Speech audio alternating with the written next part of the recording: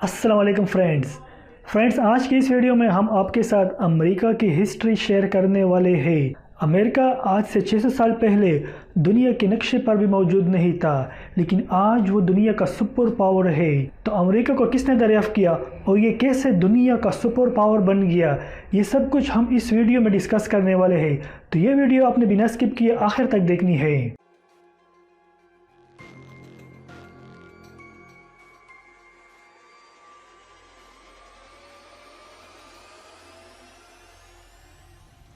آج سے 600 سال پہلے یہ مانا جاتا تھا کہ ایشیا، یورپ اور افریقہ یہی 3 کانٹیننٹ ہے جہاں پر زندگی انسان گزار سکتے ہیں، اور اس کے علاوہ پوری دنیا میں پانی ہی پانی ہے۔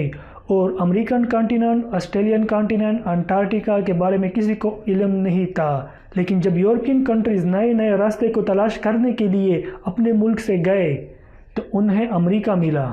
جب یورپین امریکن کانٹیننٹ تک پہنچے تو وہاں پر انہوں نے مختلف قسم کے لوگوں کو دیکھا جن کو بعد میں ریڈ انڈین کا نام دیا گیا۔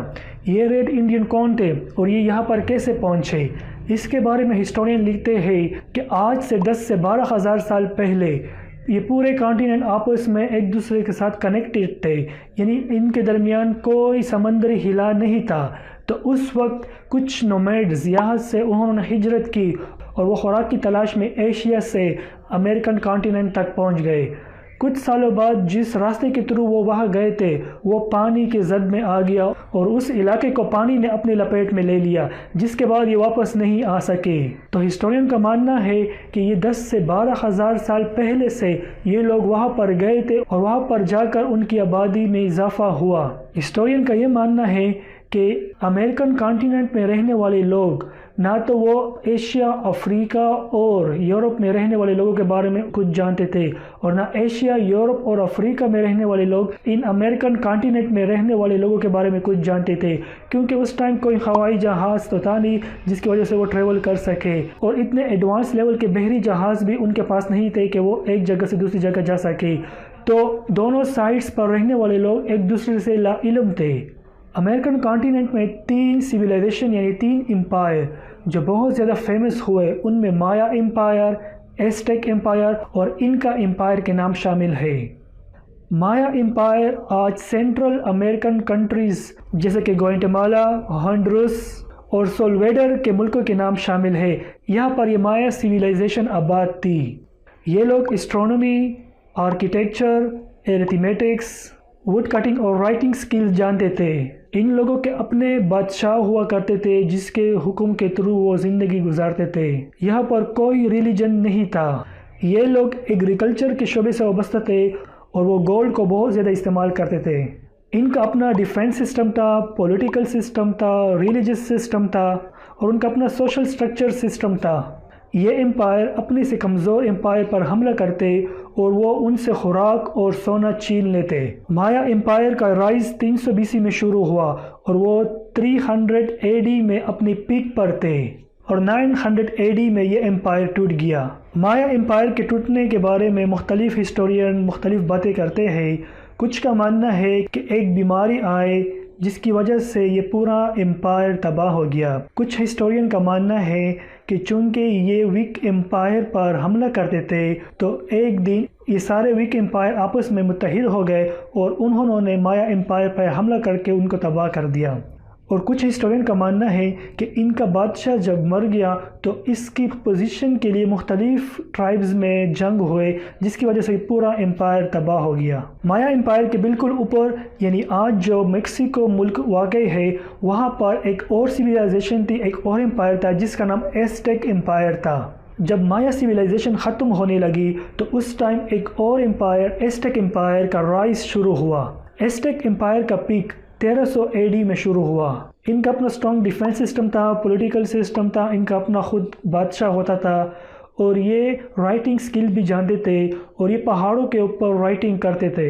جب ایزٹیک امپائر کا پیک شروع ہوا اسی ٹائم ایک اور امپائر جو مایا امپائر کے بالکل نیچے آباد تھی، یعنی آج کے جو ساؤتھ امریکن کانٹیننٹ کے جتنے بھی ملک ہیں یہ امپائر وہاں پر بن گیا۔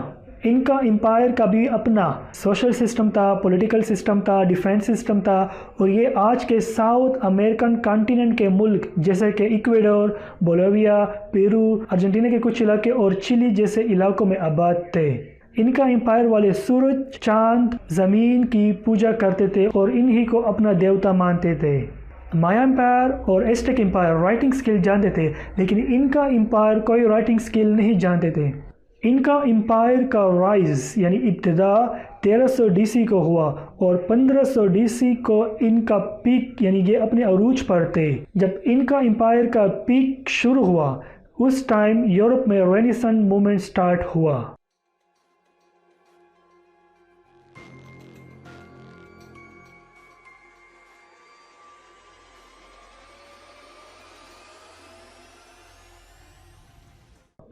یورپین اپنی ہسٹری کو 3 فیزز میں ڈیوائڈ کرتے ہیں۔ ایک فرسٹ فیز کو یہ ڈارک ایرا یا میڈل ایرا بولتے ہیں، جو کہ 5th سینچری سے لے کر 14th سینچری تک اس کا دور ہے، اور اس کے بعد 15th سینچری سے آنورڈ 17th سینچری تک یہ اپنے ایرا کو رینیسانس ایرا بولتے ہیں، اور 18th سینچری کے آنورڈ یہ اپنے ایرا کو انڈسٹریلائزیشن ایرا بولتے ہیں۔ تو سب سے پہلا ایرا اس کو یہ ڈارک ایرا کیوں بولتے ہیں؟ اس کے پیچھے ہسٹورین لکھتے ہیں پوپ یعنی عیسائیوں کا جو پادری ہوتا تھا، جو بھی وہ حکم کرتا وہ ان کو ماننا پڑتا تھا، کیونکہ اس ٹائم بائبل جو تھا وہ صرف پوپ ہی اس کو سمجھ سکتے تھے اور اس کی کاپیز اتنی زیادہ نہیں تھی، تو وہ جو حکم کرتے عیسائیوں کو وہ ماننا پڑتا تھا۔ تو جس وجہ سے بہت زیادہ پابندیاں تھی اور وہ فریڈم آف سپیچ پر انہوں نے پابندی لگا دی تھی، نئے نئے انوینشن یعنی نئے نئے ایجادات پر انہوں نے پابندیاں لگا دی تھی۔ اس ایرا میں یہ لوگ بہت زیادہ جنگیں، جس کو کرسیڈ یعنی صلیبی جنگیں بولتے ہیں، یہ بہت زیادہ یہ مسلمانوں سے ہار چکے تھے، تو انہوں نے اس ایرا کو ڈارک ایرا کنسیڈر کیا ہوا ہے۔ لیکن جب 15th سینچری میں پرنٹنگ پریس ایجاد ہوا اور بائبل کی بہت زیادہ کاپیز بنائی گئی جو کہ مختلف لوگوں میں ڈسٹریبیوٹ ہو گئی، اس کے بعد لوگوں نے بائبل کو پڑھا اور وہ یہ بات سمجھنے لگے کہ ہمارا دن اتنا مشکل نہیں ہے جتنا ہمارے پوپس یعنی ہمارے پادریوں نے ہمارے لیے بنایا ہے، اور وہ اپنے پوپس یعنی پادری کے خلاف ہو گئے اور وہ اپنے بادشاہ یعنی کنگ کو اہمیت زیادہ دینے لگے، جس کی وجہ سے پوپ کی ڈومیننس ختم ہو گئی اور ان بادشاہوں اور ان پوپس یعنی ان پادریوں کے درمیان بہت زیادہ جنگیں ہوئی، چونکہ عوام کا سپورٹ بادشاہوں یعنی کنگ کے ساتھ تھا، جس کی وجہ سے کنگ یہ جنگیں جیت گئے اور پوپ کی ڈومیننس کو ختم کر دیا اور ان کو کہہ دیا کہ آپ لوگوں نے صرف اپنے چرچ تک محدود رہنا ہے، اس کے علاوہ آپ لوگ کوئی فیصلے نہیں کر سکو گے، جتنے بھی فیصلے ہوں گے وہ بادشاہ یعنی کنگ کریں گے۔ اس کے بعد یورپ میں فری تھنکنگ یعنی فریڈم آف سپیچ شروع ہوئی اور آہستہ آہستہ یورپین ٹیکنالوجی کے لحاظ سے ایڈوانس ہوتے گئے، اور اسی کے ساتھ ہی یورپین کنٹریز نے ایشیا میں انڈیا، چائنا اور جاپان کے ساتھ تجارت بھی شروع کر دی۔ لیکن اس دوران کچھ ایسا ہوا جس کی وجہ سے یورپین کنٹریز اور اوٹومن ایمپائر یعنی سلطنت عثمانیہ کے درمیان کلیشز ہو گئے، ان کے درمیان بہت ساری جنگیں ہوئی، جس کی وجہ سے سلطنت عثمانیہ نے ان کے سارے راستے انڈیا تک اور چائنا تک بند کر دیے۔ سلطنت عثمانیہ 1299 عیسوی کو ارطغرل حاجی کے بیٹے عثمان حاجی نے اس کو بنایا تھا، اور یہ اس کی ابتدا آج کے موجودہ ترکی سے ہوئی اور یہ پورے مڈل ایسٹ کنٹریز میں ان کا رول تھا۔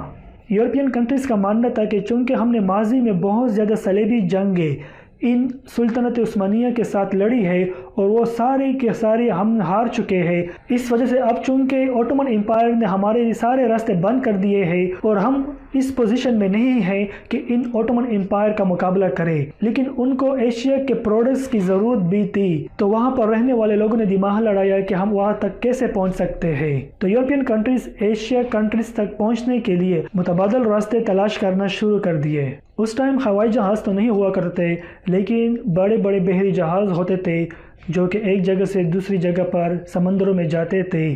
یورپین کنٹریز میں رہنے والے لوگوں کا ماننا تھا کہ چونکہ ہماری دنیا گول ہے اور ایشیا ہمارے مشرق کی طرف ہے، اگر ہم مغرب کی طرف سے جائیں گے تو ہم ایشیا تک پہنچ جائیں گے۔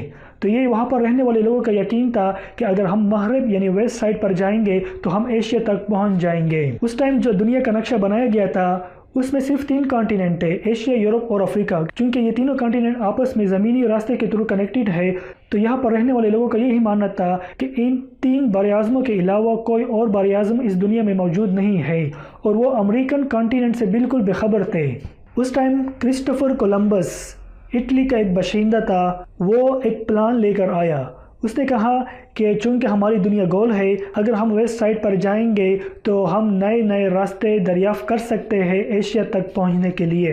اور وہ مختلف ممالک کے بادشاہوں کے پاس گیا اور اپنا پلان اس کے سامنے پیش کیا، لیکن اس پلان کو تکمیل تک پہنچانے کے لیے بہت زیادہ پیسے کی ضرورت تھی، جس کی وجہ سے بہت سارے بادشاہ اس کے پلان کے خلاف ہو گئے اور انہوں نے اس کو پیسہ دینے سے انکار کر دیا۔ کرسٹوفر کولمبس نے اپنا یہی پلان اسپین کے بادشاہ کے سامنے پیش کیا۔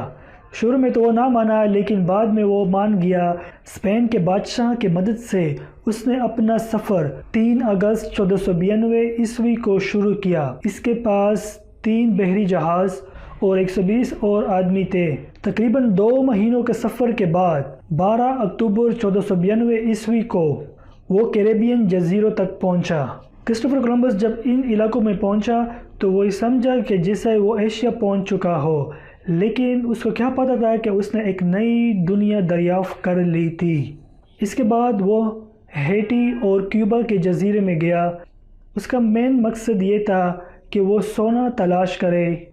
جب وہ ان علاقوں میں گیا تو وہ یہ سمجھا کہ جیسے اس نے ایشیا دریافت کر لیا ہو، تو اس نے وہاں پر اپنے 40 بندے وہاں پر ٹھہرا دیے اور خود 80 بندوں کے ساتھ واپس اسپین چلا گیا، اور یہ بات وہاں پر بادشاہ کو بتائی کہ میں نے ایشیا کے لیے نیا راستہ دریافت کر لیا ہے۔ یہ بات سن کر اسپین کے بادشاہ بہت خوش ہوئے اور اس کو اعزازی اسناد دیے۔ 1493 عیسوی کو وہ دوبارہ ان علاقوں میں گیا جہاں پر اس نے اپنے 40 بندوں کو ٹھہرایا تھا، لیکن جب وہ وہاں پر پہنچا تو وہاں پر جانے کے بعد چونک گیا کیونکہ وہ 40 بندے سب کے سب مر چکے تھے۔ اس دوسرے سفر میں اس نے تقریباً 3 سال وہاں پر گزارے، لیکن وہ وہاں پر سیٹل نہ ہو سکا اور 1496 عیسوی کو دوبارہ واپس آ گیا۔ اس کے بعد وہ 1498 عیسوی کو اور 1502 عیسوی کو وہ دوبارہ ان علاقوں میں گیا، لیکن اسے اپنی زندگی میں یہ پتہ نہ چل سکا کہ جن علاقوں میں وہ گیا ہے وہ ایشیا نہیں بلکہ ایک نئی دنیا امریکن کانٹیننٹ ہے۔ کرسٹوفر کولمبس جب پہلی دفعہ وہاں پر گیا تھا اور وہ کامیابی سے واپس آیا تو یہ بات پورے یورپ میں پھیل گئی کہ کرسٹوفر کولمبس نے ایشیا کے لیے نئے راستے دریافت کر لیے ہیں، جس کے بعد مختلف اور بھی ممالک جس طرح برطانیہ، فرانس، ڈنمارک، نیدرلینڈ، انہوں نے بھی اپنے لوگ وہاں پر بھیجے۔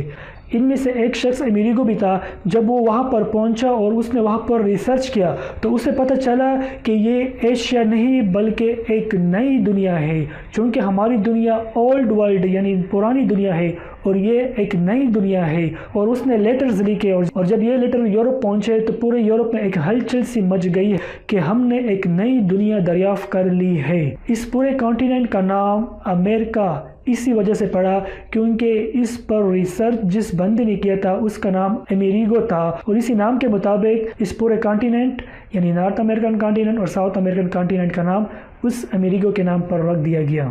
اس کے بعد اسپین، اٹلی، فرانس، برطانیہ، ان سب امپائرز نے وہاں پر اپنے لوگ بھیجے تاکہ زیادہ سے زیادہ ان علاقوں کو قبضہ کیا جائے اور وہاں پر زیادہ سے زیادہ سونا دریافت کیا جائے۔